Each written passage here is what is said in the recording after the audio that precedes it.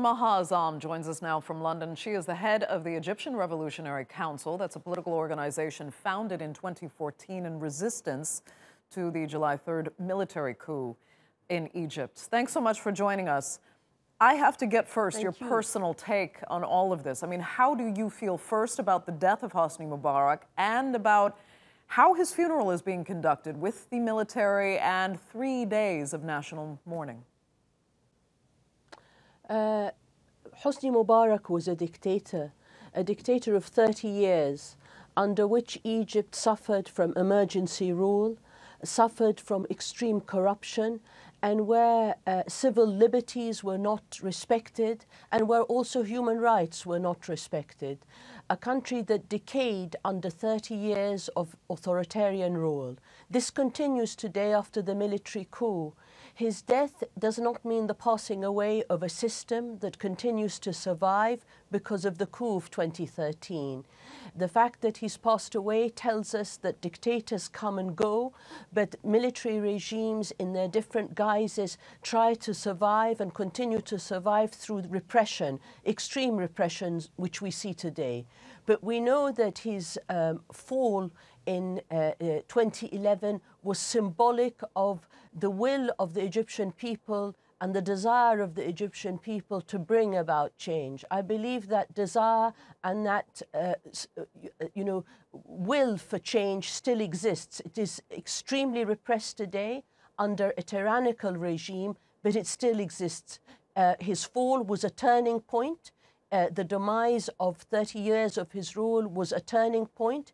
But the Egyptian people have not still won their freedom because the system continues to survive since 1952 in different forms and in different guises. But ultimately, it is a military regime. Right.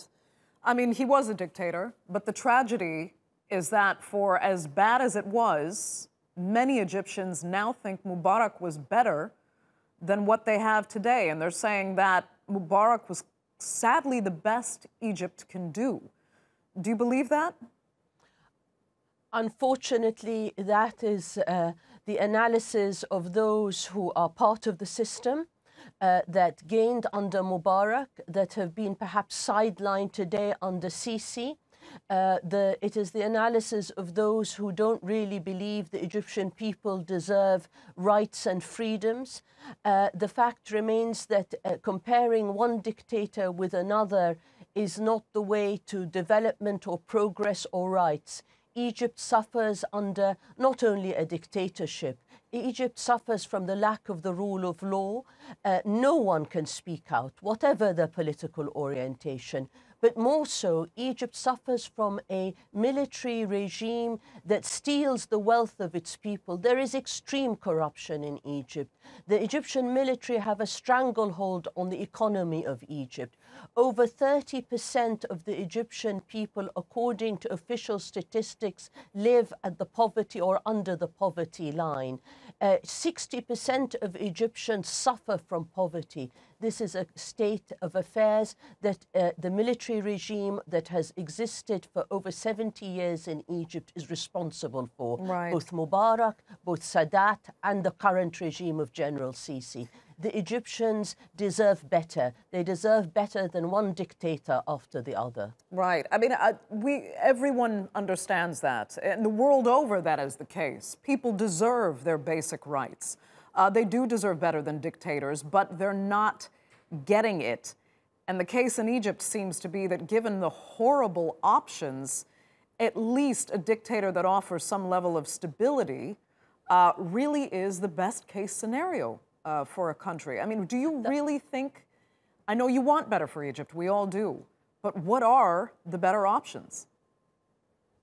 The idea that these dictators offer stability is also a lie. It's what has been sold to us by those who support them in the West, whether it's the United States or others.